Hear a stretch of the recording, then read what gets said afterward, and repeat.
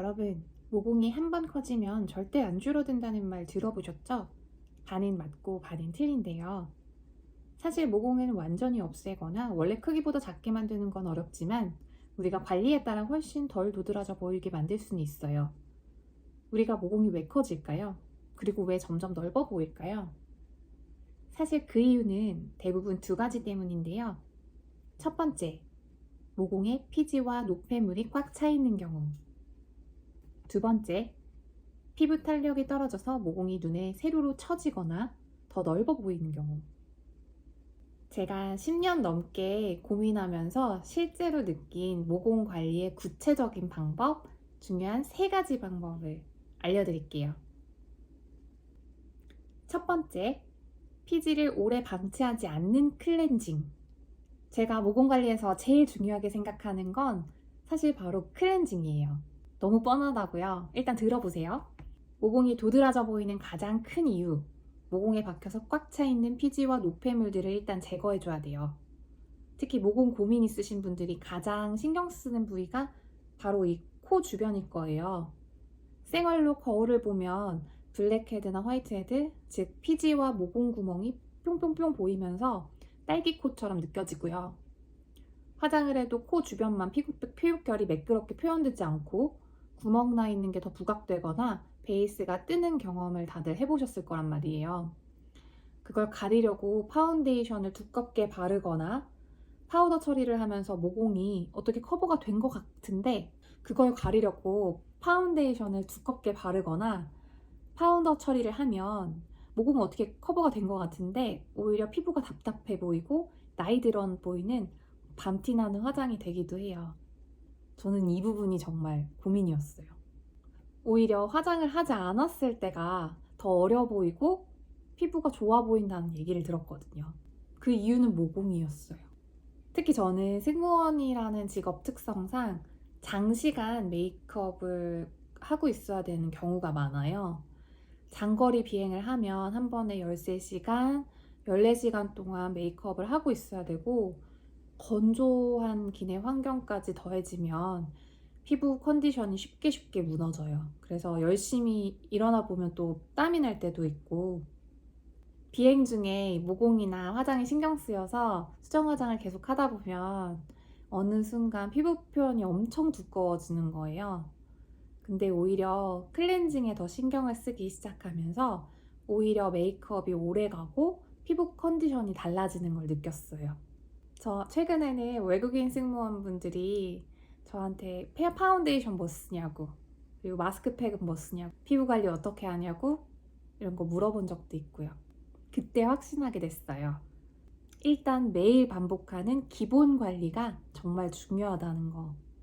그리고 다시 말하지만 그 기본이 바로 클렌징입니다.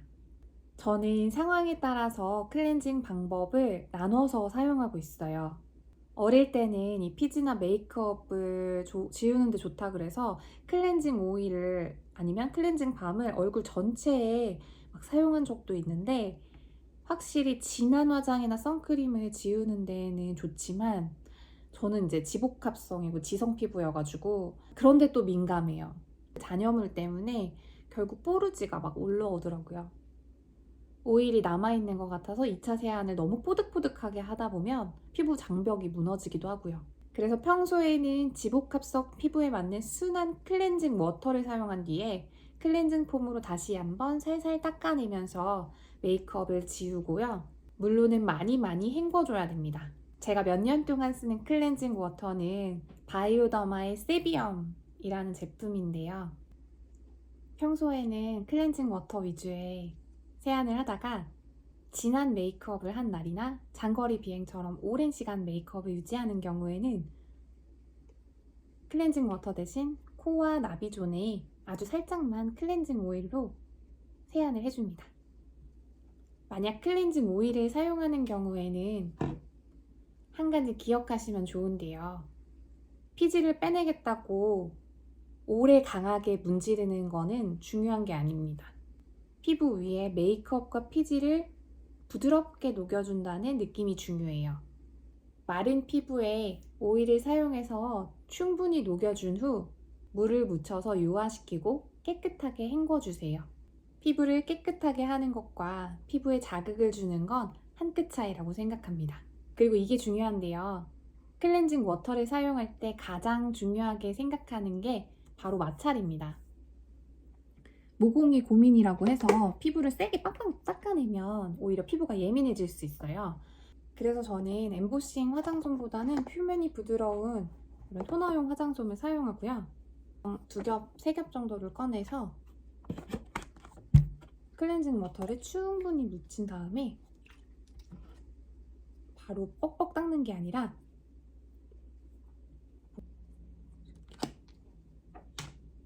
묻었잖아요.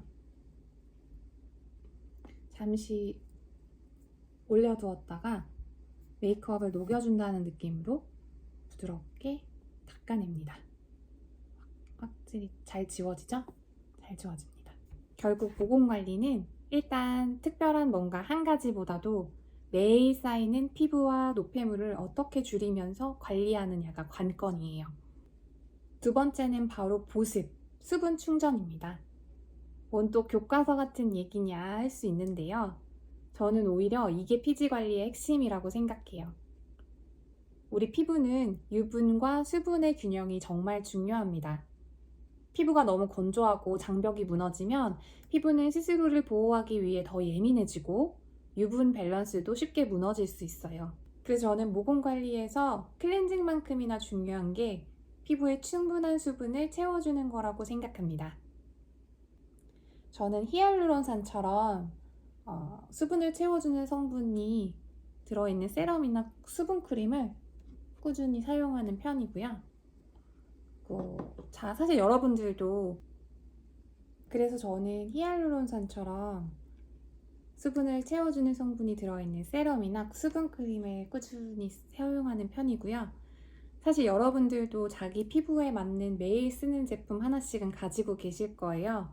중요한 건 비싼 제품을 여러 개 사용하는 것보다 세안 후에 피부가 건조해지기 전에 바로 충분히 보습을 해주는 습관이라고 생각합니다. 저는 히알루론산처럼 수분을 채워주는 성분이 들어있는 세럼이나 수분크림을 충분히 사용하는 편이고요. 그리고 사실 여러분들도 자기 피부에 맞는 매일 쓰는 제품 하나씩은 가지고 계실 거예요. 중요한 건 비싼 제품을 여러 개 사용하는 것보다 세안 후에 피부가 건조해지기 전에 바로 충분히 보습해주는 습관이라고 생각합니다. 그리고 제가 특별히 중요하게 생각하는 게 바로 피부 열감을 낮춰주는 거예요. 요즘 여름이라서 더 피부에 열이 오르는데 저는 원래도 겨울에도 피부에 좀 열이 오르면서 빨개지는 그런 편이거든요. 특히 요즘처럼 더운 여름에는 조금만 움직여도 얼굴이 뜨거워지는 느낌 다들 있으시죠? 특히 요즘처럼 뜨거운 여름에는 조금만 움직여도 얼굴이 뜨거워지는 느낌 다들 있으시죠? 저는 피부에 열감이 올라오면 얼굴이 쉽게 붉어지고 피지도 더 눈에 띄는 느낌이 들더라고요. 그러면 모공과 요철도 더 도드라져 보이고 화장도 잘 안 먹어요. 아무리 좋은 제품을 발라도 피부가 뜨거운 상태에서는 파운데이션이 밀리고 다 뜨게 되어서 피부결이 좋아 보이는 화장을 할 수가 없어요. 그래서 이게 꿀팁인데요. 저는 귀차니즘이 많아가지고 자기 전에 마스크팩도 잘 못하거든요. 근데 피곤해서 빨리 자고 싶어요. 근데 아침에 샤워하고 나서 메이크업 하기 전에는 그 시간이 확보되더라고요. 왜냐면 머리를 말려야 되니까. 그래서 샤워를 하거나 얼굴 세안을 한 후에 토너 바르시잖아요. 그때 가벼운 수분 마스크팩이나 요런 쿨링 효과 있는 요런 마스크팩을 사용하시면 잠깐이지만 피부 열감이 확 낮아지면서 화장을 잘 먹을 수 있는 그런 상태가 됩니다. 저는 사실 이런 제품들도 비행 다니면서 사용하지만 집에서는 이런 수분 충전해주는 그런 기능의 마스크팩, 아주 가벼운 마스크팩을 그냥 대용량으로 갖다 놓고 사용하고 있습니다. 저렴하고 트러블도 안 나고 열감은 낮춰주고 너무 좋아요. 샤워를 하거나 얼굴 세안을 한 후에 이제 요런 마스크팩을 얼굴에 이제 붙인 다음에 그 상태에서 머리를 말려요. 뜨거운 드라이기 바람으로 머리를 말리고 있지만 얼굴은 오히려 쿨링 효과가 있고 진정시키고 있는 거죠. 이렇게 잠깐의 시간을 활용하면 피부가 훨씬 편안해지고 그 다음에 바르는 스킨케어나 베이스 메이크업도 훨씬 잘 올라갑니다. 전 이런 작은 루틴들이 결국 피부 컨디션을 만든다고 생각해요. 마지막으로 중요한 세 번째는 바로 탄력 관리입니다. 아까 말씀드린 보습도 탄력 관리에 정말 중요한 스텝 중 하나인데요. 그리고 노화, 탄력, 여기에 가장 기본이 되는 게 바로 자외선 차단입니다. 탄력 얘기하다가 갑자기 웬 자외선 차단? 하실 수 있는데요.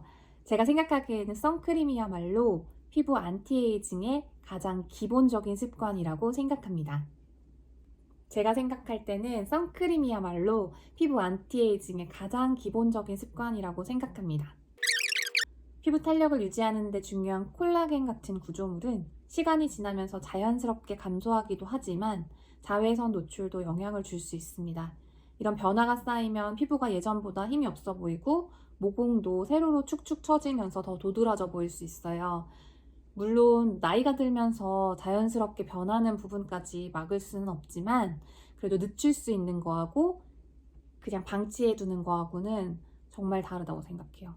그래도 늦추기 위해 노력하는 것과 그냥 방치하는 거는 정말 다르다고 생각해요. 저도 예전에는 선크림 바르면 괜히 피부가 답답한 것 같고 번들거리거나 뾰루지가 더 나는 것 같아서 사실 생략한 적도 있었어요. 20대 초반에. 근데 트럭 운전수가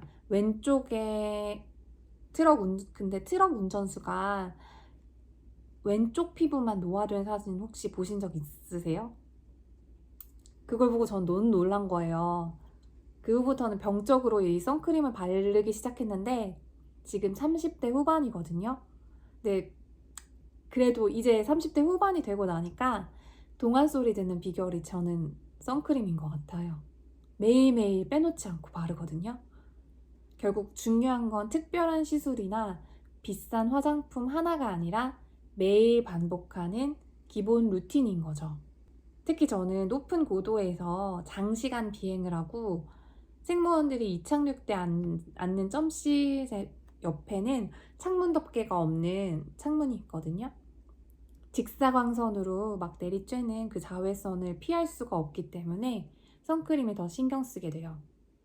그리고 선크림은 양도 정말 중요해요. 아깝다고 너무 조금 바르면 충분한 차단 효과를 기대하기가 어렵기 때문에 얼굴 전체에 빠지는 부분 없이 발라주는 게 좋고요. 이 피부과 의사 선생님 유튜브를 사실 봤는데 여기 2마디 정도 이렇게 짜서 발라주는 게 좋다고 하거든요. 요거를 천천히 조금씩 전체적으로 얼굴에 펴발라주면 됩니다. 그리고 선크림을 바른 후에는 바로 파운데이션을 올리는 게 아니라 조금 시간을 두고 충분히 흡수시켜준 다음에 메이크업을 하는 편이에요. 평소에는 귀찮아서 손으로 쓱쓱 바르는데 중요한 날에는 이렇게 퍼프를 하나 깨끗한 걸 준비해서 선크림 바른 후에 요거를 이제 솜털 방향으로 바르고 펴주고 그리고 두드려서 흡수시켜준 다음에 그 다음에 파운데이션을 올려주면 피부 표현이 훨씬 더 깔끔하게 되는 것도 제 꿀팁입니다. 일단 뭐든지 무얼 바르든지 충분한 흡수 시간을 가져준 다음에 그 다음에 파운데이션을 올려야 우리 피부도 준비가 될 수 있고 피부 표현이 훨씬 안정적으로 돼요. 저는 하루 종일 메이크업을 하고 있어야 되는 직업이기도 하고 특히 이런 여름에는 너무 무겁고 답답한 제품보다는 데일리로 부담 없이 사용할 수 있는 이런 제품을 사용하는 편이에요. 이건 유기자차고 그래서 좀 가볍게 올릴 수 있는 그런 선크림입니다. 결국 모공 관리는 단순히 지금 보이는 모공만 가리는 게 아니라고 생각해요. 피지가 과하게 쌓이지 않도록 관리하고 피부에 충분한 수분을 채워주고 그리고 탄력이 떨어지지 않도록 지켜주는 것이 그 제일 중요한 과정입니다. 그리고 탄력이 떨어지지 않도록 지켜주는 과정입니다. 가장 중요한 건 꾸준함이에요. 하루 이틀 해서 바뀌는 게 아니라 내가 매일 할 수 있는 루틴이어야지 오래 갑니다. 저처럼 매일 사람을 만나야 하는 승무원도 결국 특별한 비법보다는 매일 지킬 수 있는 저만의 작은 습관들을 만들어서 고개 피부를 만들어줬다고 생각합니다. 도움이 되셨길 바래요. 좋으셨다면 구독과 좋아요, 알림 설정 부탁드립니다.